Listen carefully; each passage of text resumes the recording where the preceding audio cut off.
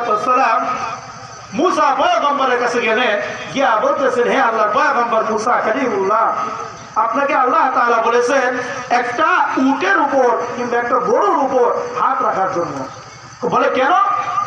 বলে আল্লাহ তাআলা বলেছেন আপনি যে উটের উপরে হাত রাখবেন সেই উটের উপরে আপনার হাত রাখার পরে হাতের নিচে যতগুলো পশম থাকবে প্রত্যেকটা পশমের বিনিময়ে আল্লাহ তাআলা 1 বছর করে আপনার হায়াত বাড়ায় দিবেন। বলেন সুবহানাল্লাহ। তো মুসা পয়গম্বর বললেন এরপরেও আমার মৃত্যুবরণ করতে হবে? আজরাইল বললেন জি, অবশ্যই আপনাকে মৃত্যুবরণ করতে হবে। তখন মুসা পয়গম্বর বললেন যেহেতু মৃত্যুবরণ আমাকে করতেই হবে, আমি আর হায়াত চাই না, আমাকে নিয়ে যাও। বলেন সুবহানাল্লাহ। এর জন্য মৃত্যু থেকে কেউ রেহাই পায় না। এইরকম আল্লাহর পয়গম্বর মুহাম্মদ রাসূলুল্লাহ সাল্লাল্লাহু আলাইহি সাল্লাম যখন অসুস্থ ছিলেন,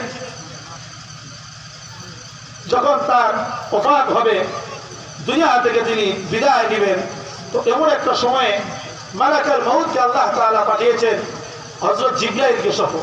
হযরত জিবরাইল হযরত আজরাইল আলাইহিস সালাতু ওয়াস সালাম দুইজন ফেরেশতা আল্লাহ রাসূল সাল্লাল্লাহু আলাইহি সাল্লামের কাছে গিয়ে উপস্থিত হলেন, সালাম দিলেন, আসসালামু আলাইকুম ইয়া রাসূলুল্লাহ সাল্লাল্লাহু আলাইহি সাল্লাম।